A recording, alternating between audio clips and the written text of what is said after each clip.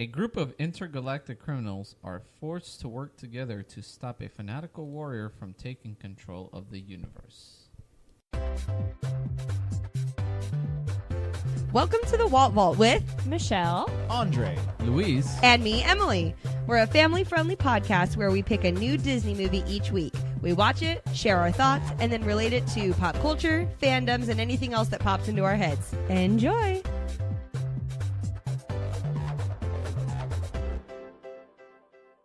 hello and welcome to the Walt Vault, episode 39. Oh my god, we're almost 40. Yeah, dude, we've done a lot of these. it feels like a lot. Wow.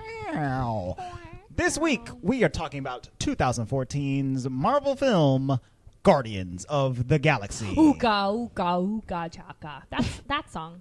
That movie. That movie with that song. It's so good. Directed by James Gunn, starring Chris Pratt and Who's not fat? not fat Chris Pratt. Oh my god. He's not. He looks so good in this movie. And Vin He didn't Diesel, eat that extra sandwich yet. Zoe Saldana, Dave Bautista, and Bradley Cooper As the raccoon. as a raccoon. And I am Groot. Yeah, Vin Diesel. I said that. Yeah. As the Guardians of the Galaxy. First impression. This movie blew me out of the water because the Guardians of the Galaxy as a comics franchise is one that I was A, not very familiar with, and B, not confident in as a film. Like I thought that this was going to be a loser for Marvel. Mm-hmm. I really did. And it was so entertaining the entire time, and I was amazed by it. Yep. I did not watch this movie in theaters because, quite frankly, I saw a commercial with a raccoon and said no. I will not be watching this, and I didn't watch it. How dare they have a raccoon on the team? And I refuse. She's raccoonist. no, that's literally what happened. I saw a raccoon and was like, I will not be watching this. And so I didn't watch it in the theaters until Emily and Luis made me watch it at their house because they were going through a Guardians phase, and they were like, Michelle, just watch it. And I was like, no. But then they made me, and then I loved it. And then we subsequently watched it 6 more times. Right. Yeah, Watched it I a think lot. like there was a time there where every time I came to your house, you guys were watching Guardians of the Galaxy. And nobody was mad about it. No, we weren't mad about it. Had a lot of good music, so. Yeah, it does. Emily, first impression. My first impression of the movie before I watched it was exactly like Michelle's, and that's why I'm laughing. And Luis just pointed at me super violently, like, that was you! I literally said, there's a raccoon. I'm not watching that. And this is when Luis and I first had started dating. Excuse me, I lied to you. We were married. Whatever. But it was our first Marvel movie in theaters together. So he was like so pumped. He wanted to see this movie so bad. And so I was like, okay, we'll go together. And I will tell you right now, we were the loudest people in the theater. We laughed the entire time from like minute 5 or 6. Yeah. Until the very end, and we looked at each other when it was over and was like, there's gonna be a second one! Oh my god! Yeah. let me be the first to point out it was not as a smooth and easy transition getting you from hell no to let's watch it, okay? Because I literally had to beg her for like 4 weeks. Wow. He did. He She's begged like, and no, pleaded. I'm not gonna watch it. No, I'm like, let's go, it's awesome. I'm like, no, and then she finally went, and sure enough, Yeah. the rest was history. Just like Sure falling enough. in love. Just like falling in love. I said, no. He begged and pleaded, and then I finally said, okay, let's get married. Right. Well, I mean, that's not exactly our love story, but I mean, Oh, it's just love in general. no, I was just gonna say like, never mind. Great movie. Moving on. It is great. This is the first anything that I have seen Chris Pratt in. I didn't see him in Parks and Rec. I watched Parks and Rec actually last year for the first time, or Yes. even this year, maybe Mm-hmm. earlier this year. So this was my first inkling of Chris Pratt, but I'm pretty sure from the moment he started dancing and picking up those little crawly lizard things, I was sold on this movie. I was like, okay, this is what we're doing. That was part This of is gonna my- be fun. That was part of my trepidation about this movie because I had watched Parks and Rec and I thought Chris Pratt was hilarious on that show. But he's hilarious on that show because he's a big oaf. He's a huge idiot. Yes. and he's just dumb all the let's time. be real, he was chunky monkey in He that was show. a big boy. And now he's a sexy Disney dad. And then he got slimmed down to being a big That's what hunky happens. boy. If your name is Chris, You're gonna look hot eventually. It just is what it is. You're gonna look hot eventually. Chris Evans, Chris Pratt. I have one Hemsworth. friend who's Chris, and I guess he would be considered hot. So Oh, yeah. So I mean, I guess that's a pretty good. There you go. That Chris theory Hemsworth. done. Theory done. Yeah. Do you agree, Lou? Hot Chris's. No. Oh, Oh, Whatever. hard no You're on wrong. Chris's. I'm just gonna say that Luis calls our friend Chris. Luis calls our friend Chris. What Pokemon is it? Hitmonchan. No, you're tripping. We're talking about Machamp. No, yeah. Okay, well, if you're gonna call It's someone not Machamp, him. I feel like you're It's good not looking. him. No, the first evolution. The Chomp. Oh, the second one. You're right. I do call him that. I told you, Choke. Macho. Machoke, that's right. Even Yeah. worse. Yeah, macho. You're calling Macho. someone that, then you might as well, No, because he's buff like Chris. There you Right, go. yeah. Looks just like Chris. Yeah. I'm looking at a picture I of mean, him. the only reason I can't say it's Chris is because Chris doesn't have 4 arms. So his final evolution cannot be Machamp. It's definitely Macho. Machoke, yeah. He's built like he's yoked him. up. About to Yoked like bulldoze Machoke. people. Anyway, Sexy with muscles. Boom. So yeah, there's a lot of muscles in this movie. Never said Star-Lord, sexy. Not one time. Peter Muscles, Quill. yes. Peter Quill, aka Star Lord. Are we calling him a superhero? What are we calling him? I'm calling him a dude. He's a dude. He's a dude. He's a space dude. He's a space dude. These are all space dudes. He's an and, outlaw? and a couple space dudettes. He's a vigilante. No, I don't know what it is. Pretty much. He's funny. So let's move it back to the beginning of this movie. The movie opens literally. This is my notes. 1988. Peter Quill is 8-ish. Yeah. Mom dies. We all cry. It's a very sad opening. It's the scene. worst opening. It was like Carl and Ellie in Up. Yes. Like where mom is dying literally of cancer as we speak. She tries to give him like a final gift and she's like, "Take my hand, Peter." And you can tell like it's a kid's internal struggle. Right. And she literally dies with her hand outstretched. Because he's like, if I touch her, then she'll die. yeah. And then she did. And die then she died. after he did not touch her. So then he pretty much runs out of the hospital because he's crying and upset, and he gets beamed up into freaking Into space. space. Beam dude. me up, Scotty. Literally gets beamed up, and then literally all it shows is the screen goes 26 years later in space. Yes. And he's dancing, getting it Yeah, on and then- an abandoned planet, And then the Yep. space romp trying begins. to get the Power Stone. It's he doesn't amazing know that but they start off with that very sad and quiet scene and then blast off into the rest of the movie, which is a laugh riot. It's You can't- nice though because yeah, it it's is. the only real serious, one of the only really serious moments in the film. Yeah. And then when they come back to it, you're like, oh yeah, Right. that was a sober moment in the movie. So Yes. at least it like is a good, it has a good range of emotion. Yeah. But It's a good arc. it goes literally from the saddest moment of the film to one of my favorites when Michelle's really it's the best. he scene. shows up on an abandoned He's planet dancing. and he puts on literally his starts little- dancing. He puts on his little mixtape, which he His Walkman from his the Walkman, 80s. which he says is his mom used to show him all the cool 80s pop songs on. You know, Yeah. so he has his mixtape, Volume 1. He 70s puts it and on, 80s. and isn't it? I can't stop this. What's the song? Ding ding ding ding ding ding ding. What song is he dancing to there? No, you're singing you're singing Sugar Pie Honey Buns. Yeah, what does he dance to there? I forget. Hooked on a Feeling. Yeah, Is it? I Mhm. believe so. Yes. Anyways, he's getting it. He's straight dancing. He's picking up these little lizard thingies. He's kicking them around. Singing into their Down, faces. down. Oh, that down, down, down, down. He does the little. Hey. He does this. Yes. So Hip we're thrust. 5 minutes into the film, and I'll take the mic away from my face because I don't want you to die. I went, ha! In the movie theater, Luis and I are dying, and everyone around us is not laughing like we are. And Right. I at that moment in the movie, I knew that we were going to be those people that everyone hated, and I gave zero cares because It's a great movie. it starts out at such a high, but it keeps the high. Yes. So- it was "Come and Get Your Love." That was the song. Come and get your love. Oh, you're right. Yeah. Anywho, So good. Anyways, Soundtrack he, is Mr. Star Lord, aka Peter Quill, is on a mission for his, I guess, adopted father. I don't know what you want to call him. employer. And his employer, aka the person who abducted him, Mr. Blue Man. Yondu. Yondu. He's a Kree. And Wait, no, I don't think he is a Kree. he is Kree. He is Cree. Is he Kree? Yeah. He's definitely a Cree. Oh, okay. Yeah, he's most definitely Kree because he's blue. Anyways, Because Kree the are blue. only important thing Therefore, about he Crees is is that they're blue. They're blue. So Are you judging him by the color of his skin? blue. That song was sung by a Cree, so- You are definitely judging him by the color of his skin. So pretty much everyone, let's get back He has to retrieve an orb. from the abandoned planet. And when he gets there, he's confronted by one of the bad guys in the film, Ronit's compatriots, and who's also trying to get the orb. And they do a duel and leave the planet. And you're It's a very cool. And you're like, what just happened?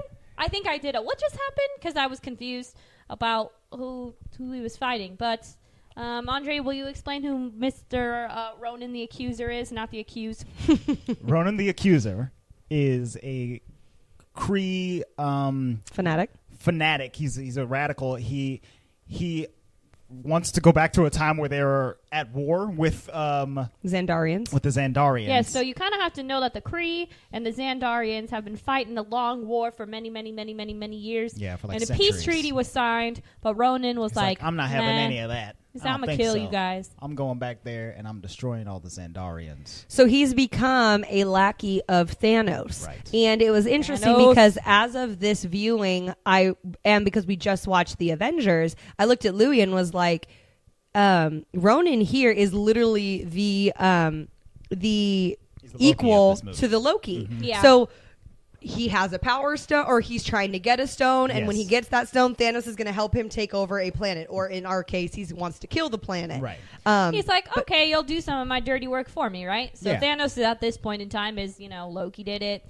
He failed. So now we're moving on to Ronan the Accuser to do all his dirty work for him. And it literally might be at almost the exact Similar same time. Yeah, like it could have been like And one let's be right real, after the Ronan other. the Accuser is pretty dang strong. So Andre and I were talking about how maybe he draws his powers. Like, how is he so strong? Because when we first see him, he's pretty strong, but he doesn't have the orb then, a.k.a. which is housing the Power Stone. What we see, and this is my theory, is I know there's some person there that he had locked up, and he has this giant, is it a hammer staff It's thingy? Like a hammer. mallet. Yeah. Yeah. Yeah, like a mallet, and he smashes this guy's head in. And you see, like, the Little blood bit. dripping down into this... Pit. Yeah, like a pit, and we see him... The ceremonial pit. In the beginning of the movie, they're draining whatever that pit is, and he comes out of it. So I don't know if he draws strength from other people, like the people he kills, if he draws power, like, from their blood or something like that. I don't know, but he's pretty strong. Well, and I don't know if I'm incorrect in saying this, but I feel like I heard somewhere that the Kree are a warring race. Yes. And that they're just extremely... They're crazy fit. Yeah, they're just like bred for war. Yeah. Yeah. So in that way, he's never known anything but war. And so maybe he does have some extra power from that, because the beginning ceremony is very you can tell it's very thought out and very Yeah, it's crazy. They're throwing stuff on him, they're glitterizing him with the dust and stuff. Black dust. I think it might also be his outfit that he wears, his armor. I'm reading the Wikipedia page for Ronan the Accuser right now, and in the comics, his exoskeleton body armor it enhances his strength and his speed and his endurance, in addition to his already pretty peaked out Physique. Yes, so I think maybe he's not drawing the power directly into his body when he's like sacrificing these people, but it might be going into his suit, his armor. Well, let's talk about who plays Ronan, Oh yes, the accuser. Who plays him? Lee Pace. Lee Pace. My BFF. Okay, I don't think there's ever been the moose riding dude from from The Hobbit. Oh! the elk riding Oh, excuse elf. me. Is he an elk? Wait, He- that's him? Yes. Oh, I didn't know this. The most beautiful elf man on the planet. Yes. Well, he Yeah. ain't beautiful in this He's movie. got a lot of black eyeliner on in this movie. Oh. Hard to see. He's just a very good, creepy, stoic actor, and Yeah. I really enjoy his evil roles, because even though he's evil, he still has a hint of like allure for some reason. Drama. Yeah. Oh, he's super It's dramatic. those eyebrows. I like him. The black eyeliner. Nah, Lee Pace is definitely the biz. Man. Like, Freaking you love would him. think automatically, oh man, this guy's a great actor. He has to be British. And let him be known, he is not It's British. Oklahoma boy. He's 100% American. Well, I'm from Oklahoma. I mean, my ancestors are, so I'm about it. So you're a good actor? Yeah. Okay. Yeah, So I'm so funny. Did you know his middle name is Grinner? that is awesome. Lee Grinner Pace. That is an Okie name if I ever heard one. He just Yeah, kind grinning. of sounds like it. Lee Granner Pice. Remind me to tell you a story about a person nicknamed Grinner later. Okay. All I can think about is pace salsa. Yummy. Pache, my favorite. All right. Anyways, so Moving that's on. that's villain number 1 in this movie. Villain. Villain the villains. Villain number 1 in this movie. Let's talk about Villain number 2. Actually, Thanos. Well, yeah, we can go with Thanos. So Thanos has 2 daughters, Gamora and Nebula, who I guess he kind of rents out to Ronan the Ronan. Accuser. He's like, here's some of my daughters. I'll rent them out to you to help do my dirty work. I don't which know. I was a little confused about originally when we watched this movie, but if you've seen Infinity War now, and this isn't really a spoiler, Thanos, you know, as he gains power throughout the universe, he brings in the best warriors from each planet that he Right. conquers and calls them his children. They're the Yes. children of Thanos. So that's why he calls them his daughters, even they're not like They're They're not not his his blood relative. daughters, Blood, no. but they're his daughters, right? But So he raised them from. He takes children from a young age Yes. and raises them as warriors. which makes a lot more sense when you go throughout the movie, because at first I was like, what? yeah, But I she's thought green they were and you're literally purple. Why are we all different colors? his kids. Yeah, he got a blue daughter, he has a green daughter, and he's purple. So and I y'all don't know. ugly, so Put them together, they're Barney the dinosaur. I don't know. So yes, we they're got chinny. Yeah. this is our Crimson first Chin. introduction to Gamora and Nebula. I love Gamora. So the first time we see her, Ronan's first lackey didn't get the stone, and Mr. Star-Lord got away with it. So Right. he goes to another planet, and he sends Gamora. He's like, hey, go get the stone for me. Yeah. Meanwhile, Gamora has been plotting her entire life to get away from Thanos and then hopefully go back to kill him because she hates him with all of her heart and soul. Mm-hmm. Nebula She's playing two sides. has always like seeked the approval of Thanos, and because Thanos prefers Gamora over Nebula, favorite daughter. she hates Gamora so much. And Which- also, like, every time Gamora and Nebula fight, like, Thanos would have them fight each other. Mm-hmm. And whenever Gamora would win, he would take a piece of Nebula away and make it a robot, like Yeah. a machine. So that's pretty harsh. Harsh. So basically, Nebula is all machine. Rough parenting style. She is a cyborg. Yeah, she is a cyborg, which is cool. So my favorite thing is when Chris Pratt first meets... I keep calling him Chris Pratt. I should call him Peter Star-Lord? Quill.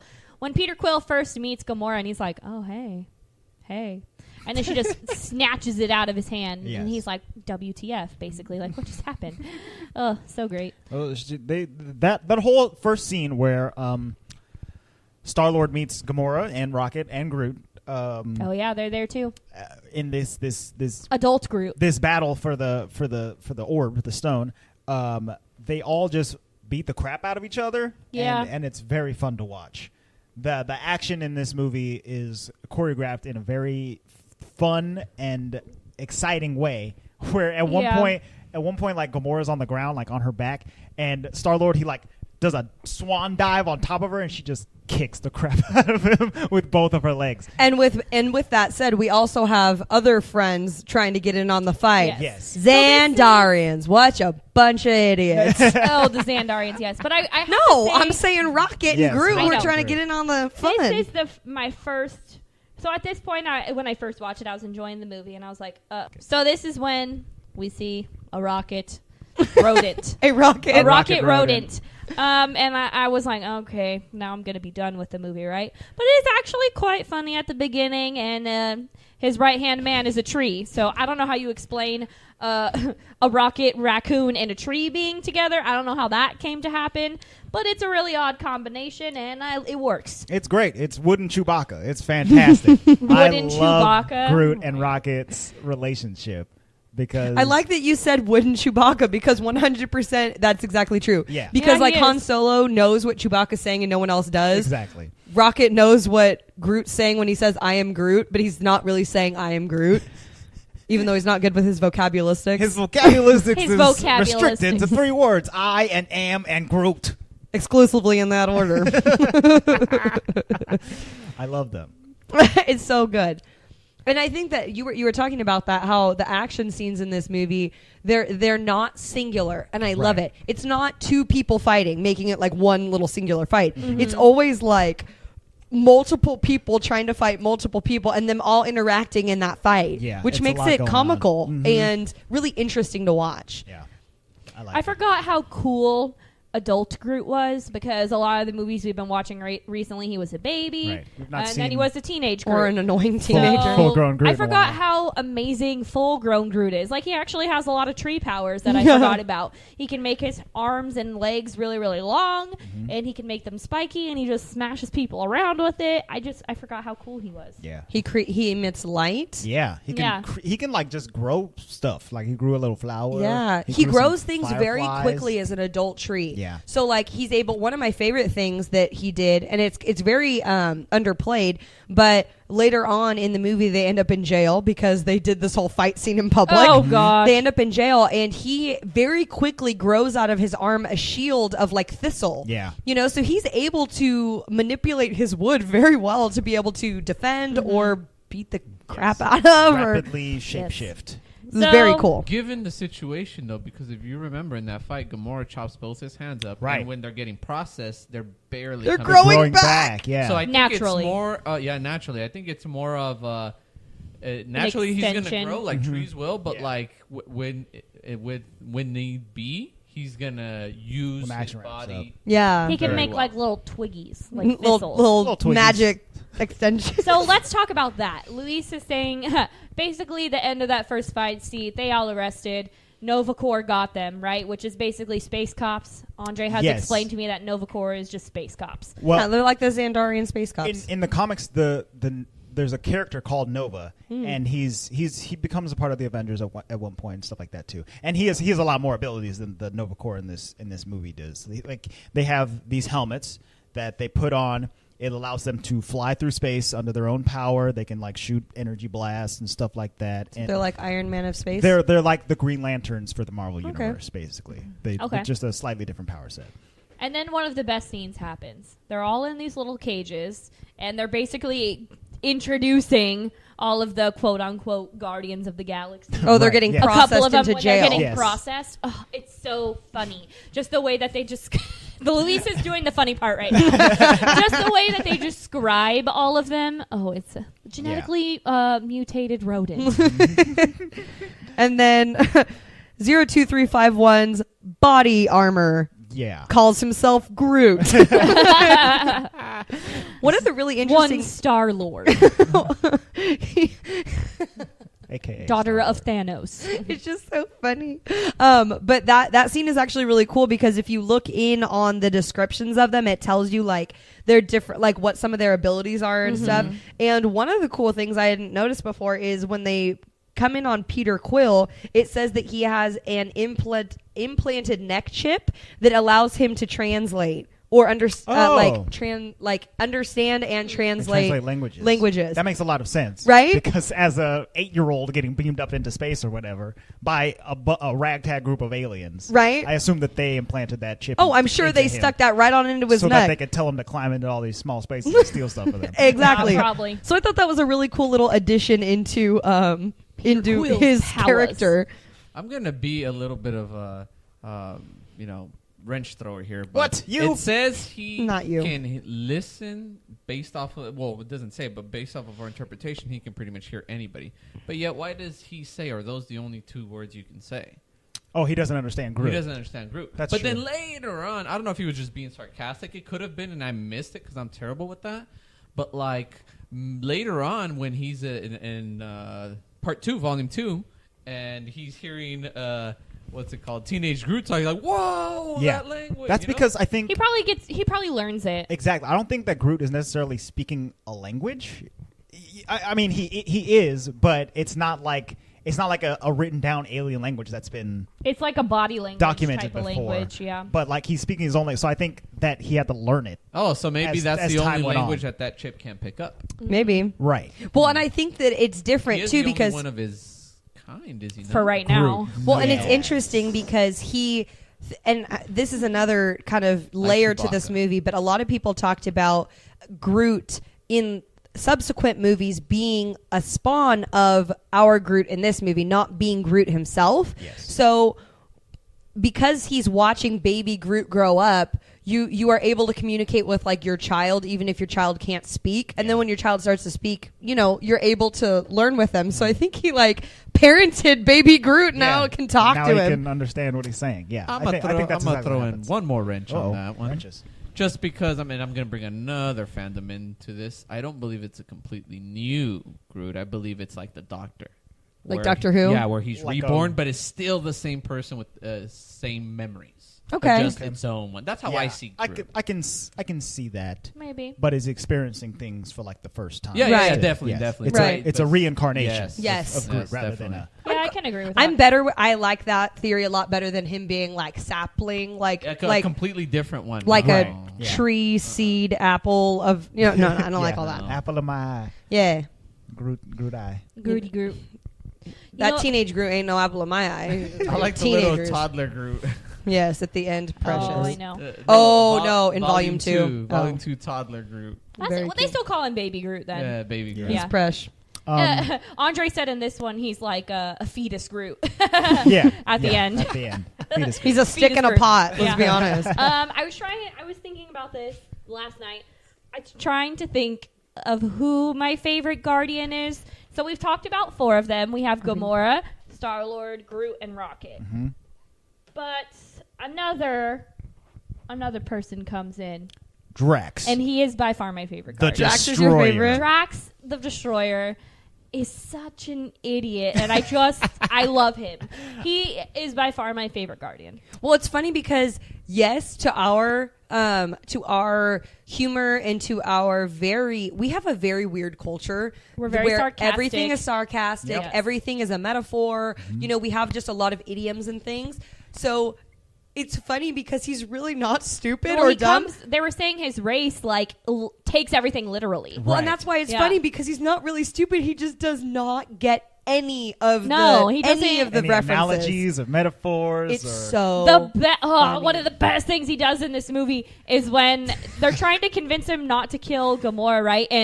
And Star-Lord I wrote it down. goes like this with his finger to his throat, like that means kill you, right? So at the end of the movie, Yeah, I tells wrote that this down guy, too. and he's like, finger to the throat means death. And then he goes, he ripped out a dude's brain. and then he goes, metaphor. I love him. I cannot get enough of Drax. I love And Drax. in the subsequent movies too, he's still so funny. Well, and it's funny that you say that because I thought it was the perfect amount of silliness in this movie, but I was very afraid for subsequent movies with Drax he's because so I told good. Luis, I said, they could very easily overdo it with him, Right. because They don't, though. it's such a fine line, but they did a very good job keeping up his character. Yeah. Just enough. Just enough, Why would I Every- put my finger to my throat? I just love it. Nothing Luis's was going favorite on my of head. Drax is you want to talk about the metaphors? Oh. when Rocket is explaining. They're in the species. They are in the little cubicle that controls everything in the prison. They're the trying to prison. escape. And then they're talking about like metaphors and everything. And then I think it's a Star-Lord. He's like, yeah, metaphors just go over his head. It's like, they do not. My reflexes are so fast, I'd catch it. Nothing goes over Nothing my goes head. I love Drax too. I think he might be. He has no filter. He might be one of my He definitely favorites. has no filter. It's an amazing performance by Dave Bautista, and I Yeah. think this might be like one of his first movies or No, something he's like been in that. some stuff. He's been in before, some I other stuff. think, Okay, but just very like minor stuff. straight to DVD, I would say. Yeah, So- this But it's just so funny. And Hold on, he was in one of the 007. I think Dude, that was. I he think that was wasn't- after. I think that was after this. Yeah. But yes, he was the bad guy in Oh, yeah. 007 and Yeah. literally said 0 lines because we Right. were waiting Yeah. for him to talk, No and he lines. said 0 lines. No lines. But he was the number one bad guy. It was almost the same in I think the new Blade Runner. He was like he had a very small part in that Yeah. too. But He was But- just a muscle. It's fun Yeah. though because he was in the WWE Yes, and he wrestler. oh, so is- he's another Rock. yeah, Yes. that's what I'm thinking. Like all these wrestling dudes, they come and they be in movies and they're like amazed. Like John Cena too is a super hilarious actor now. It's Well, we it's talked very about fun to this watch before. them Like evolve. to be a wrestler, you are an actor already. Yeah. 100%. You know, because they are characters. So this is easy for them. It's the same thing. Well, What do and you mean? Wrestling's real. I know, but they take on a persona of a character. It's so funny though because I feel like this is almost reverse acting. Like it must. Do you know what I mean? Like how hard would it be to play Drax? Because you have to like almost be devoid of emotion. Right. Like you can't like show the hilarity. You can't show emotion. You can't laugh. He's just so. You have to be stoic. Yeah, I don't know. hard, It's just fantastic. But also ridiculous. I even love. It's so annoying when Rocket and Drax get drunk, and and they're just yelling at each other. they're just yelling at each other because he called him a rodent, and he's like, "You are a rodent," because he is a rodent, right? We used to eat these critters over an open spit or something. But anyways, he goes and he's drunk, so he has another dude message Ronan the Accuser to come, and when he comes with the ship, he's just like, "I will kill you." I'm like, "You're such an idiot," but I love him. He's my favorite Guardian of the Galaxy. I don't know who your guys' is, but he's my favorite. Who's your favorite, Andre? Yeah, I think Drax is my Really? favorite. Well, it's very close tie between Drax and Rocket. I think I love Rocket maybe a little bit more because Rocket is not only like wickedly smart. Yes. The dude knows what he's doing in almost any situation. Ain't nothing like me. Ain't nothing like me except me. But he's also like a very skilled weapons master. You Yeah. can give him any weapon and he'll be like, He's You can give him anything and he'll make it into a weapon. He's a weapons master. He's making like full-on bombs on a bombs. spaceship. Oh, well, even when Drax throws him the gun in the prison, he's like, "Here, small rodent," and he's like, "Oh yeah." It's ridiculous. A very good performance by Bradley Cooper. Like I said, I I hate. still can't hear it. I cannot I don't hear it either. hear it. He sounds nothing like Bradley Cooper. I don't think so. I can see it. He's my favorite. a bit, Yeah. but then it's like, no, then it goes away. It's Did you Right. say he's your favorite? He's my favorite as which well. is so ironic because we were like, no animals. Right? Exactly, and he ended up being my favorite. And I Raccoons walked outta out Oh of my the. gosh, you two. I walked out of the Give theater movies a being like, chance. Well, it was the same thing. I didn't want to see Ant-Man because there was ants. Like it doesn't appeal to me. So good.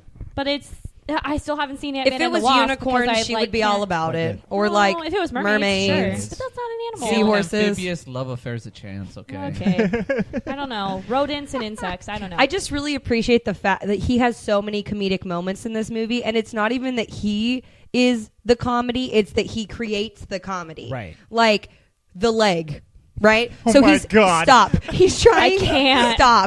Stop. He's trying to explain how to get out of the prison, right? So he's like, I need that battery. the arm. He needs an arm. The all Control unit in an arm. Yeah, all of the, what do you call those? The guards have Yeah. a control unit on their arm. He's like, I need an arm unit, I need a Cornex battery, and I need that guy's leg. And he's just like explaining the whole thing. Whole plan. And so Groot goes and gets the battery, and that really should have been the last thing. So everyone just like jumps into hyper mode. They're all getting their stuff. And they get to the end where they're putting all the pieces together, and Quill's like, I got the leg. And he's like, oh, I didn't really need the leg. I just thought it would be funny. I just thought it'd be funny. What did he look like? Hopping around? Like, It's like, I paid 30,000 units for that leg.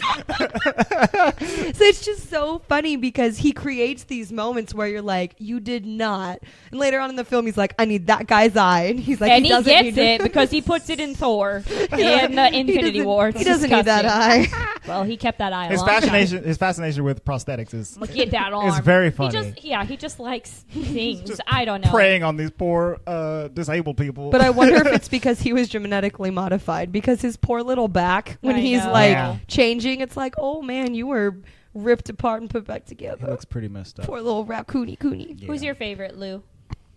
Definitely Rocket. Rocket? I won't even lie. He's been my favorite since I saw the previews. And I was like, yes, I want to see this movie because of him. Because of Rocket. You know what's funny though, because even though he's my favorite Guardian, he's not my favorite character in the movie. Who's your favorite Who's your character? favorite character That's in the weird. movie? The big purple that I wrote on my. Yondu is the best. It literally is Yondu is the best. Gigantic words. Yondu is great. He is hilarious. So Yondu is the Ravager that picked up Peter Quill from Earth. He was supposed to transport him to his daddy, and he didn't.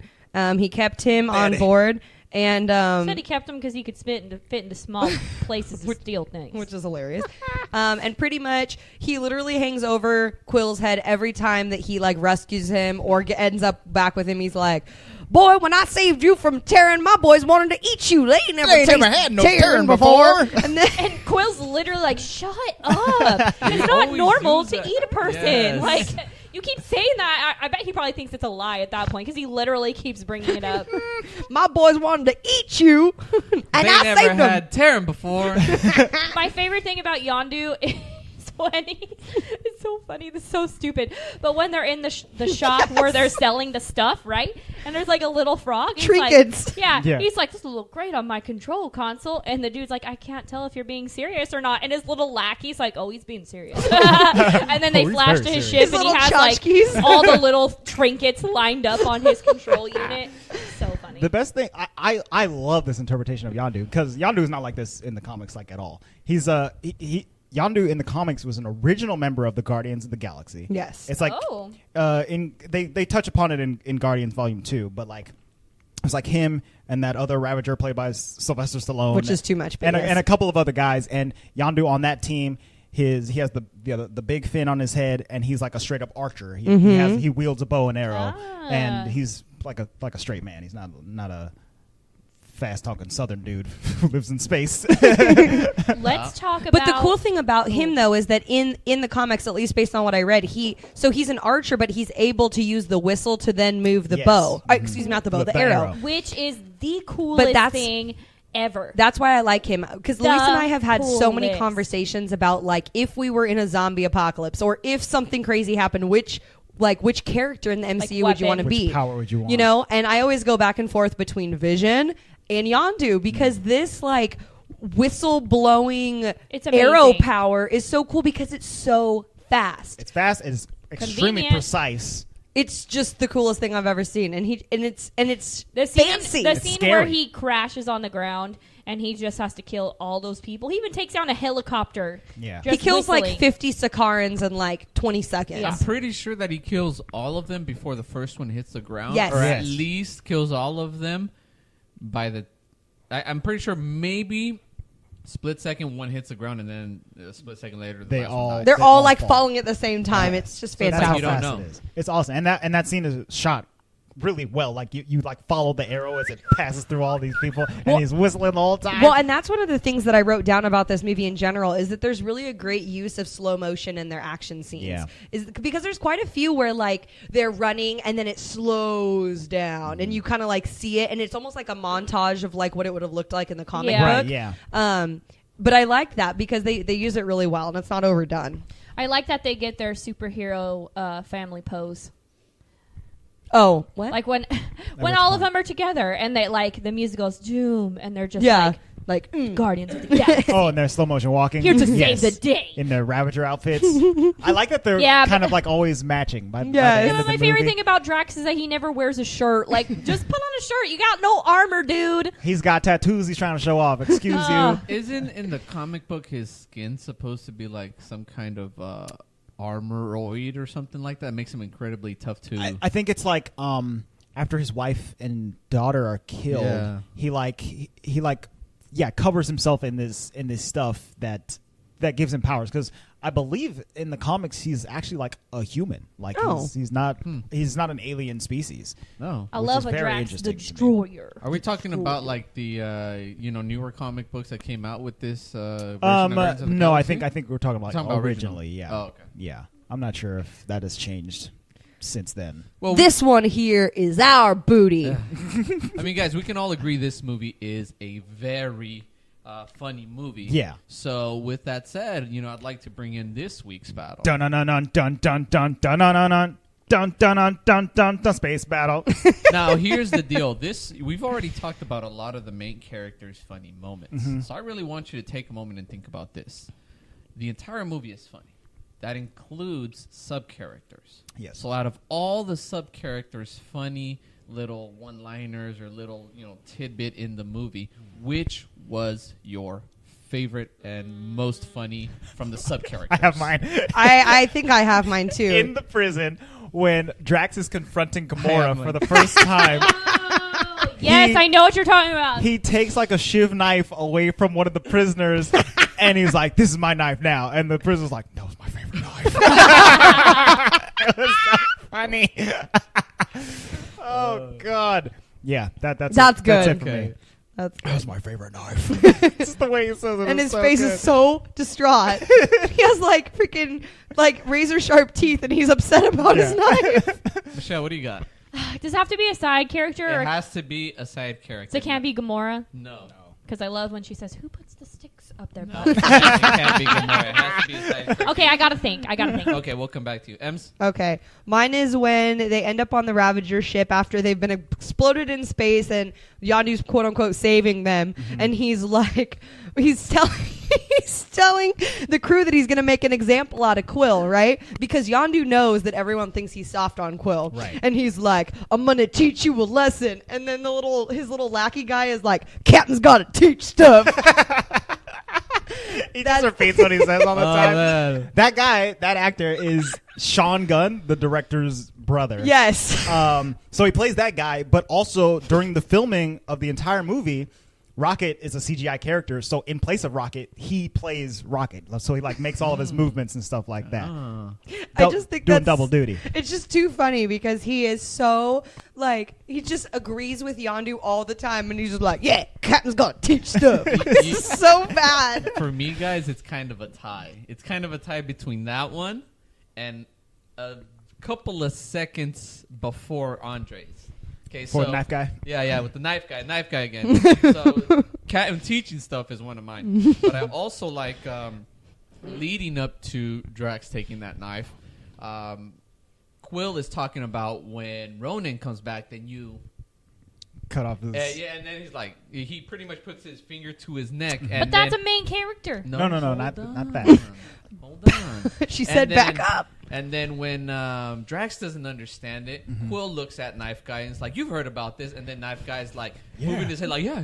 And then Drax looks at him. He's like, "No." I thought that little tidbit of him like agreeing with He's him. just like, playing I to understand, everybody. but he's just like, "No, don't beat me up. I don't know it." I thought that was And hilarious it's too. extra funny because earlier in the movie when you see Gamora go into her cell and all the dudes outside are like confronting her, he's right there and he Doing makes that the knife Yes. finger on his neck knife movement, so he definitely knows what it He is. definitely knows what it is, but he doesn't want to get his butt beat by Drax. He's like, no. Yeah, no. No. That's my That favorite. little moment right there, I think, is funny too. That is funny. It's tied in for me and Captain's teaching stuff. I think the favorite knife one is my favorite, but my honorable mention is at the after credit scene when Howard the Duck is randomly there. Oh, yeah. And Cosmo the dog is licking the collector, and Howard the Duck's just like, "Why do you let him lick you like that? It's gross." Pretty funny. I thought that was funny Oh, too because fun I let my cameo dog by- do that. So. Oh, well, we Howard didn't the even. Duck. Okay, Okay, are we going to talk about him? I have an Collector? honorable mention. Okay. The collector. Yes. Just pretty much Oh. everything he does is funny. But when he, it's him and Rocket, honestly. But when he says the Infinity Stone and he's like, "Ooh," he like brings his hands into his chest, and then Rocket repeats it, and he's like, "Ooh, this is so exciting, but where's the money?" Like it's just, he's like having a freaking cow over the fact that he has this orb in the Yeah. Infinity Stone, and it's just all of his mannerisms are hilarious. So I. Yeah, the I love the collector collector. is He's my pretty darn honorable funny, man. mention for Collector's funnies. really good. I'm trying He's to- such you know a what I freak, though. wonder? He is creepy. You know what I wonder? Collector knows about the Infinity Stones. Yes. And if we look at another movie, which hopefully we don't see, so I don't spoil it, he is the brethren of the what's his name? He's the The original one from man. Thor Ragnarok. yeah. What's his name? His brother. Yes, his brother. It's the collector and the Grandmaster. The Grandmaster. I was going to call him the Game And Master, so I'm glad you The said that. Grandmaster's supposed to be hecka old. Yes. Because he was the first being on that, dump. So I wonder, First being on that dump. is there a possibility that these two might have been the next beings after, like the the explosion? Celestials. Yes. Kind of. I I think kinda think of them that I think way. that's true. They're some of the oldest beings in the universe. Him, the collector, the Grandmaster, and then there's another character. Tenelier Tavon. There's another character in the comics can't. called the oh man, I just forgot what it was called. The hyper no, the I forgot. Oh, yeah. Oh boy. Which Anyway, makes it kind of sad because, Cosmo the in another Cosmonaut movie, dog. one of them is gone. right, yes. Which is like, dang, now you can't. I don't know. I just thought there was a Have lot a more cool to that team one up behind between that, all of dude. them. Well, we're not even talking about like how much of a freak he is. He literally is He trying is to so buy eccentric. Groot's. He's trying to buy Groot's carcass His body. at the moment of his death, and Luis is so in right. such a salesman way. Groot Not trying doesn't to even tell care. you He's that. like, He's not Not telling now, you of the course. fine print. You Yeah. know? Luis was like, I'll pay you handsomely for it. he's like, I'm gonna agree to that, and then he's gonna kill you in 2 seconds and be Yeah. like, Yeah. your body's mine. Yeah, you. we agreed upon it. I'll take that. New corpse for me. New corpse. Oh, wait. Are we Easter egging? Not yet? No? Yeah, we can do that. I just wanted to mention though that Huh? the collector, this isn't the first Infinity Stone that he's gotten. Truth. In the at- movie. Right. Well, At this point, he at already this has point, one. he already has one at the ending credits scene of Thor: The Dark World. Boo. Yeah, exactly. Which nobody waited to watch. Sif and Volstagg give him the Reality Stone to hold on to. I'm not sure why. I feel like that was a bad move. well, It the was- collector doesn't really want to use them. He just wants to collect them. True.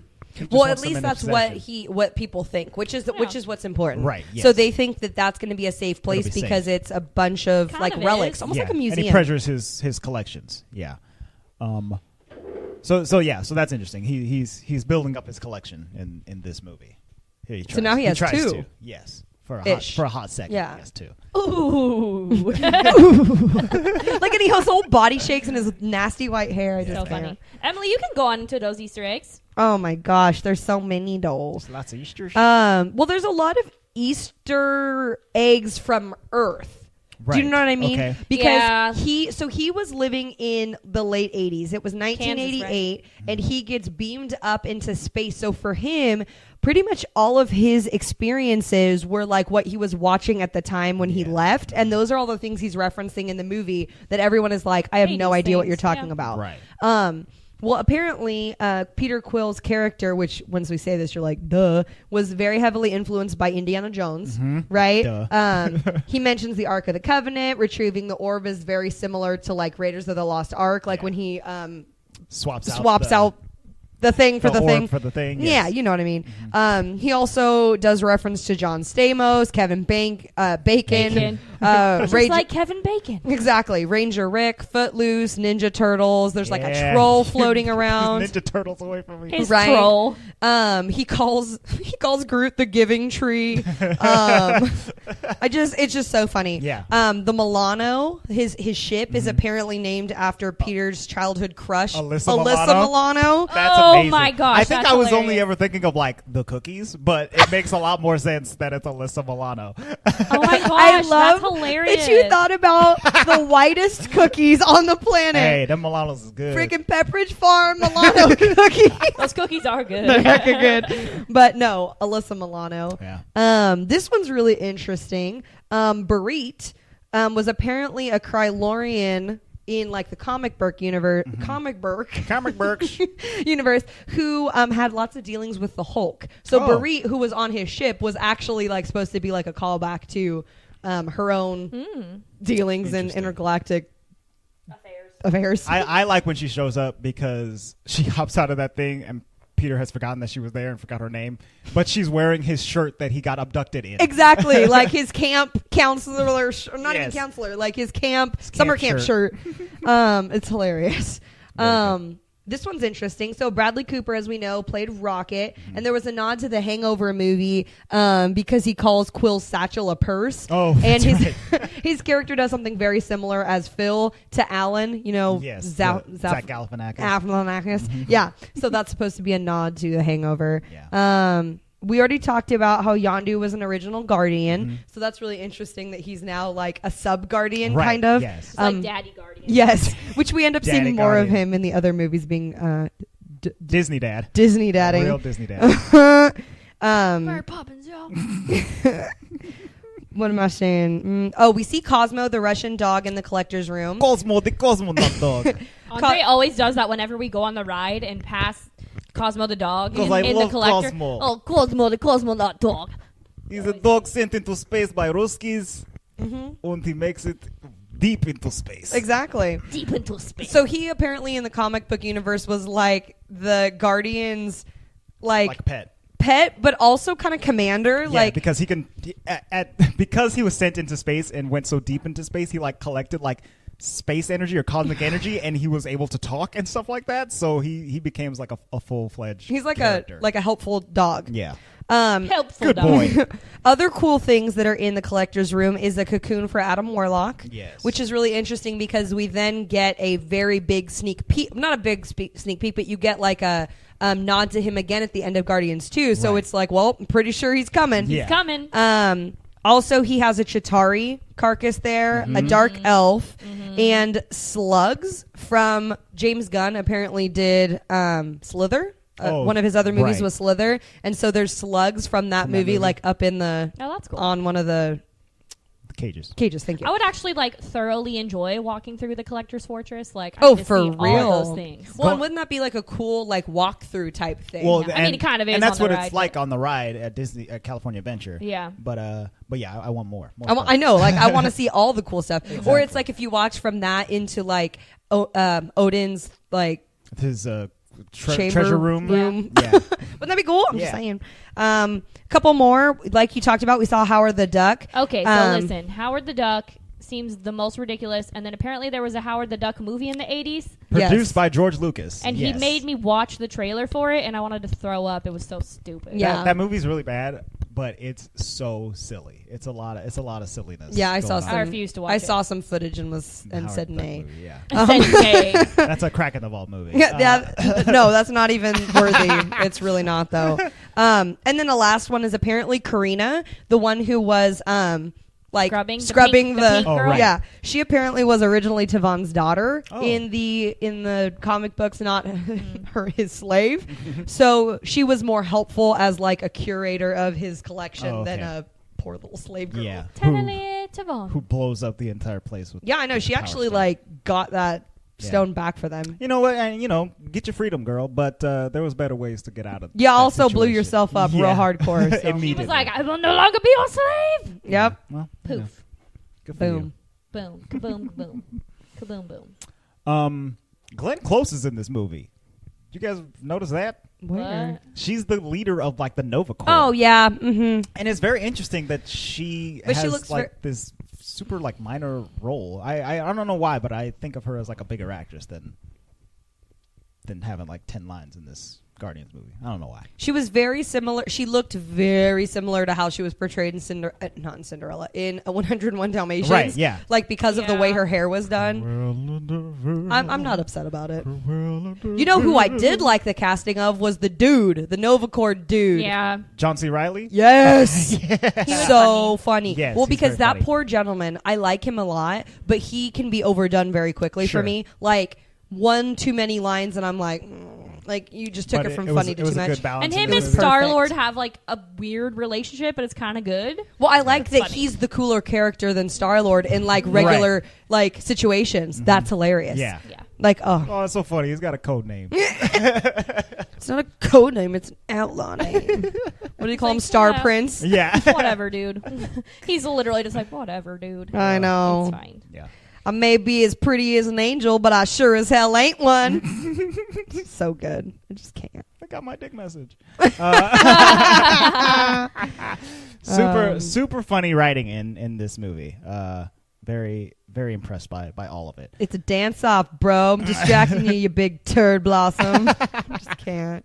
And that, it's funny because so many of the really funny writing in this movie comes from Quill being like an 8-year-old boy. Right, yeah. Like, Never grew up. who calls someone a big turd blossom? Like, that is not an adult way Star Lord does. to Yeah. insult somebody. Like, Right. Star come Lord on. definitely does. Even him, oh my gosh, my favorite thing about Gamora is when they're outside. I forget where they are, but they're like on a balcony. It's right before they go to meet the collector. Yes. So he's like puts his headphones on her and shows her the music, and she kind of likes it, right? And he like goes in to kiss her, and she's like, "Foom, foom, foom! I will not be something tricked by your pelvic sorcery." And he's like, "That's definitely not what's happening right now." I love her. Pelvic she's sorcery. so funny. I made a I can't even use words anymore. Okay. It's been a long day, That's guys. fine.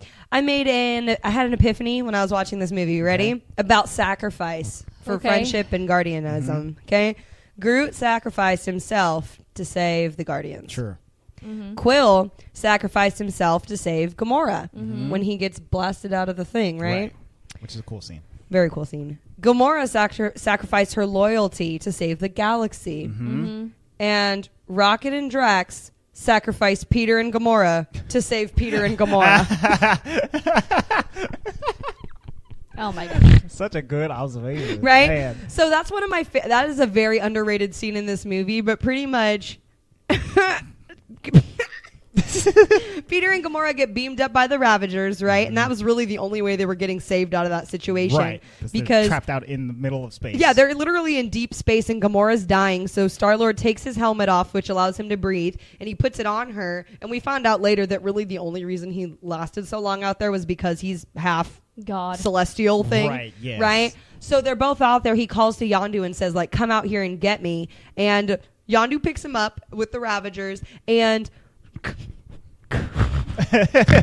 Rocket and Drax. Rocket and Drax are like, you know what? This is how we're gonna save them. He like PA's over to them and is like, You got 5 seconds. listen here, idiots. You got 5 seconds, or my friend here is gonna blow up your ship. 5, 4, 3. Like They were fully prepared to blow up literally that gave entire them ship. 5 seconds to totally hand them over. Like, how are they going to get outside in 5 seconds? There's no way. It's completely ridiculous, and I totally love it. So Rocket and Drax sacrificed Peter and Gamora to save Peter and Gamora. I think that was amazing. really good stuff. I think that like the bond that the Guardians form with each other in this film is one of like the strongest aspects about it. They fight for like more than half of the movie. Oh, right? for sure. So their bond is still stronger than the Avengers to me. Yeah. Oh, yeah. They become such a good team so fast because they're all the same kind of jerks. Yep. And they They meld. got nothing to lose. They so meld they're like, really well together, even though they fight all the time, and it really makes them a family. Oh yeah, it's more like brothers and sisters than it is like the Avengers, because the problem with the Avengers is that each person, like, even regardless of if they have an ego or not, at the root of it, they believe that what they're doing is what's best. Right. Like, they think that their way of doing whatever is the only way that's going to save everyone. Yeah. But the Guardians are like, nah, we need each other. We're a bunch of losers. Yeah. They are, and is they're the okay. thing. And they're Yeah. okay with that. Exactly. And I think that's what makes them really good, is that they realize, like, we have strengths and we have weaknesses, Right. so let's work with On it. our own, we're all losers, but together we're the guardians of the galaxy. We're still losers, like people who have lost stuff. It's the low key worst speech I've ever heard. That's also The best speech. kind of the best speech. Exactly. Rocket. Now we're all standing up in a circle like You a happy? bunch of idiots. Yeah, happy. Well, and that's funny too. Is this was something I realized when we were watching it. So Peter's trying to convince them all that he has a plan, right, to Yes. stop Ronan and the Kree warship and everything. And he's like, how much of a percent of a plan do you have? And he's like, what? Like, he's like, who asks a question like that? And he's like, all right, 12% of a plan. 12% of a plan. Which is, And they're like, that is not a plan, right? And then everyone's like, no, it's really not a plan, though. But it was funny because do you remember, In the like, Avengers? in the Avengers, like, Tony Stark was going to give Pepper 12% of the credit, and I was like, we got a 12% like thing here. Yes. And then FYI, do you remember Good they did a carryover 12% thing in Agents of S.H.I.E.L.D. too? oh, did they? Yeah, so I don't know. They have a 12%. There's a 12% Easter egg going on. Yeah, and I'm not even upset about it. Yeah. I think it's Speaking freaking of Agents of hilarious. S.H.I.E.L.D., so we all know that S.H.I.E.L.D. is shieldy things. Shieldy things. We all know the shield Emily and Louisa have been getting Andre and I into S.H.I.E.L.D., and we're on season 2. And basically, there's this artifact called the obelisk, which the Kree race, have put on Earth Mm-hmm. to basically give them inhuman powers. This Sure. is how Inhumans are created, right?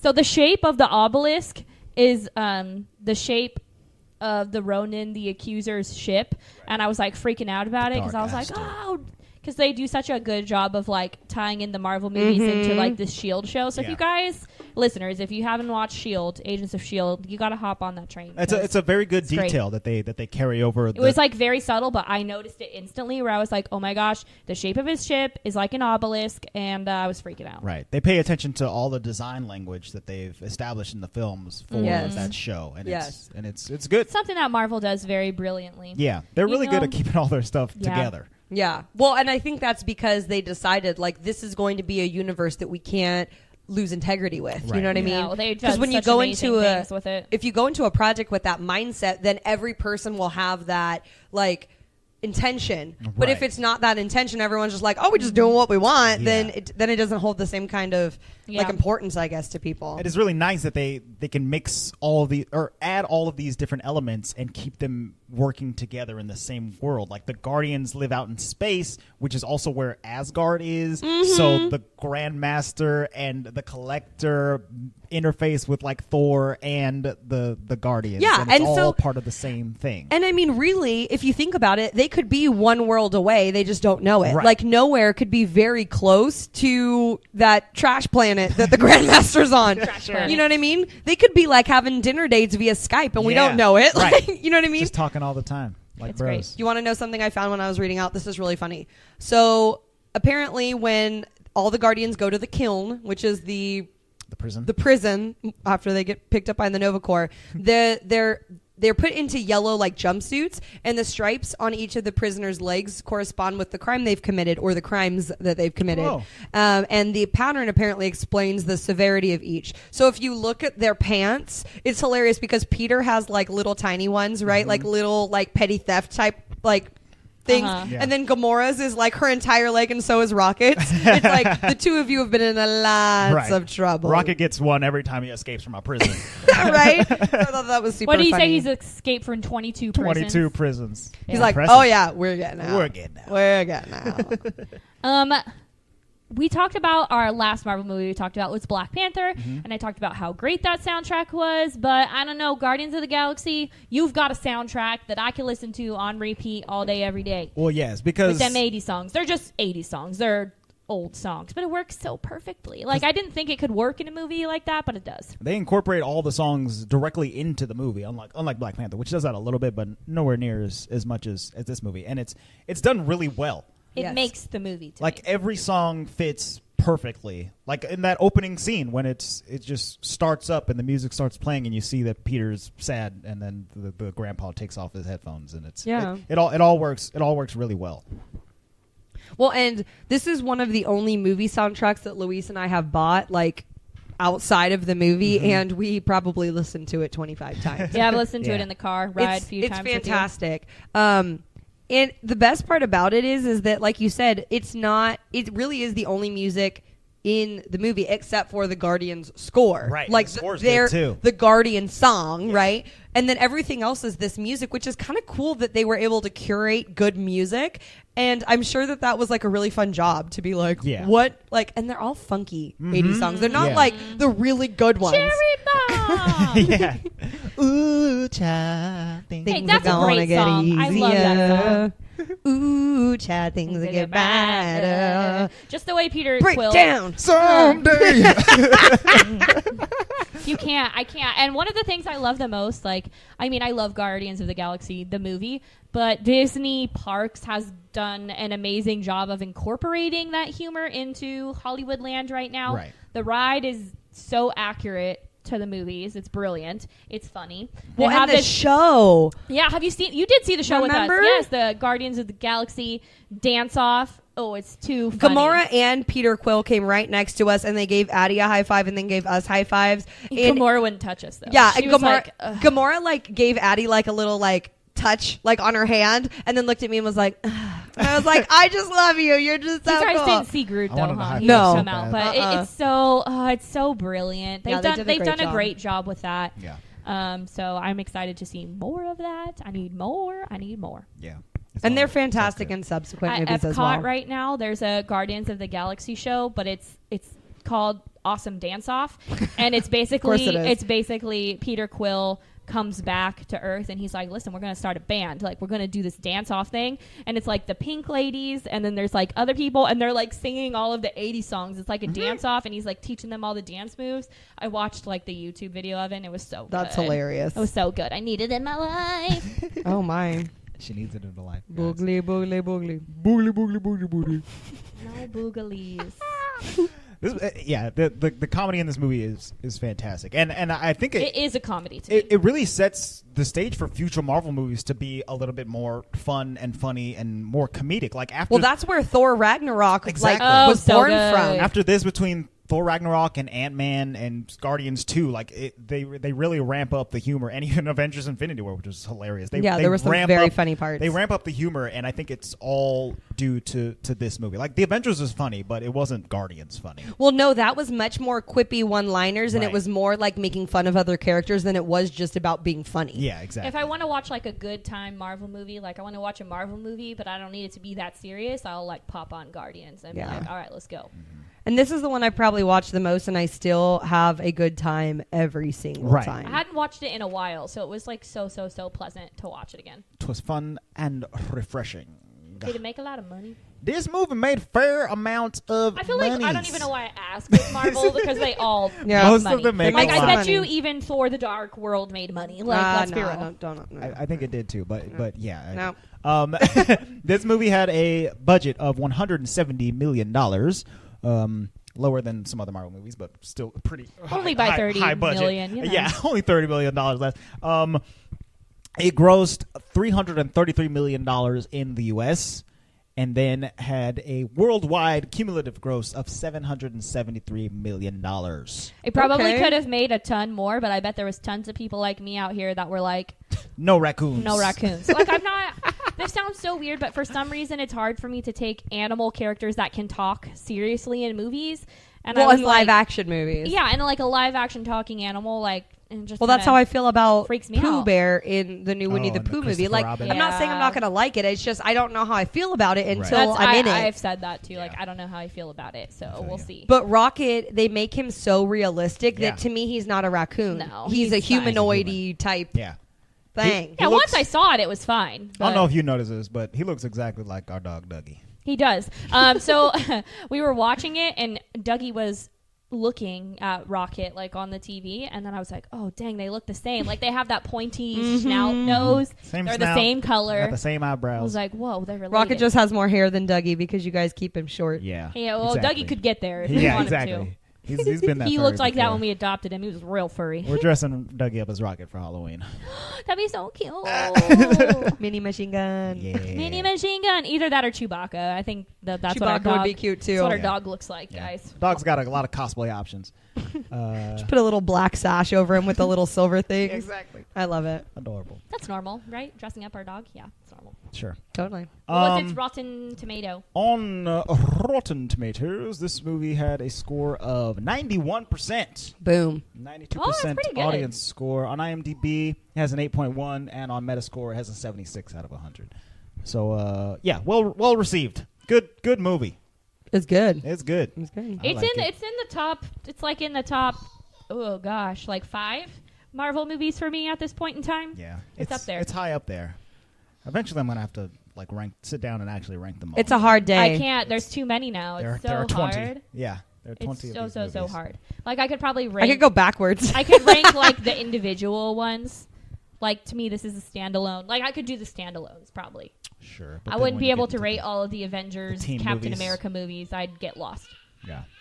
I'm gonna give this movie a 9 out of 10. It's a solid movie. I really don't have that much bad things to say about it. It's really great. And honestly, the pacing of the movie is very well. It's really not that long for a Marvel movie. I think it clocked under 2 hours. It's like it 2 hours wasn't- and 1 minute. Okay, so it's exactly 2 hours, which is on the shorter side for a Marvel movie. And I'm cool with it. I don't Yeah. need 2.5 hours. But movies. its pacing and the way it progresses is really good. I'm not bored at all. Like 9 out of 10. Right. Louis. fantastic. I mean, Andre. Whatever your name is over there. Whatever my name is. I think I'm gonna give it a 9.5. Like it's crazy fun. It's a super fun romp. It's a great space opera. Like, it's one of the best space movies I've ever seen, which is nuts. And saying that wearing a Star Wars t-shirt means a lot. Exactly. Yeah. It's crazy fun, and all the performances are great. It's hilarious, and there's a lot of cool action. Like that prison scene when they're fighting their way out of there. It's very cool. Yes. Yeah. 9.5. I'm going to give it a 9.9. Whoa. This is by far my favorite Marvel movie, and I could literally watch this movie again like right now. Right now? It's the best. I like the fact that it is. No. Not yet, because I don't feel Marvel's tens gotten from the to that Ruizes. part yet, in my opinion. But definitely my favorite. I never thought I'd like a movie that had action and comedy. You But I never did. thought you'd like an action comedy? Yeah, because I'm kind of like I like to separate my genres of movies. All He's right. a separatist. Yeah. You know, so, yeah, All right. there you go. Cool beans. 9.5. 9.5. I'm giving it the same score I gave Black Panther because I think they're both very, very good, and I think that they set up. This is a indicator for me. If the movie is over and I want more, then it's a good movie for me. Yeah. Because this and Black Panther, both of them, I was like, ooh, I can't wait to see what comes next. Like, I didn't want the movie itself to be longer, but they set up the characters to be really good in other movies, Yes, you know? exactly. And especially when it comes to the smaller characters. Like, in this movie, I wanted to see more of Nebula, you know? Yeah. And then they set it up really well. Like, in Black Panther, I wanted to see more Shuri. Like, and she's going to come back and we're Right. going to love her. You know what I Yes. mean? So I think that that's really cool when a movie does that for me. So 9.50. Yeah. There's a lot of good world building in this movie. Lots of good world building in Marvel in general. Yeah. It's becoming an issue that I like it so much. They're It's like good at there's what all they do. these fandom worlds that I gotta keep up with, and it's rough. Well, we only have one more movie to watch, and then we'll be done with Marvel for a hot minute on this Yeah, for a podcast, hot so we'll be minute. good. Right. And but guess we're what? doing the man movies. Yes, you get to choose what our next Marvel movie is going to be, our final Marvel movie for our Marvel month of July. You get to choose between these three man films. We have Iron Man from 2008, Spider-Man from 2017, and Ant-Man from 2016. I think I remember that right. Ish. Please don't pick Iron Man.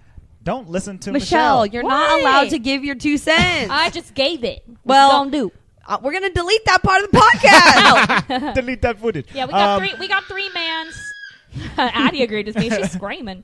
What man do you want us to talk about? Yes, go to You have your man options. our Instagram page and click on the post with the voting, and you can choose which movie we are going to watch next. Our Instagram page is at the Walt Vault Pod. We are at the Walt Vault Pod on all social media, Instagram, Facebook, and Twitter. Instagram is the one we like the most. So hit us up there. We love talking with you all. If you want to send us a message, you can hit us up on our DMs on one of those platforms, or you can send an email to contact@thewaltvaultpod.com. We love it when you do that, especially me. If you want to help support the Walt Vault, there's a couple ways you can do that. You can subscribe on any of the podcast platforms that we're available on: Stitcher, YouTube, Google Play, Google Podcasts, iTunes. iTunes is the hot one. We'd love you to go there and leave a review and a rating, preferably a favorable one. That would help us out, help us get seen by more hungry Disney eyes. You could also help us out by going to Amazon.com through the WaltVaultPod.com/Amazon. I've been talking for a long time. Click the link. Shop as normal. We get a small portion of your purchase at no additional cost to you. It's a win-win for everybody except for Amazon, who's giving us their money. I dig that one. You can also support us by going to patreon.com/thewaltvault, where we have an after show, which you can get for only as little as $1 a month or more. You can listen to A Crack in the Vault, where we talk about some of the more adult aspects of our Disney movies. I post my notes there that I write while watching these movies. Those are fun. And if you subscribe at the $5 or more level, we'll send you a gift in the mail. It's all good at the Patreon. So help us out. Keep the lights on in the vault. It's dark in here. We need your help. And guys, that's been it for the Walt Vault for this week. We'll see you next week after you voted on your man movie. The vault is now closed.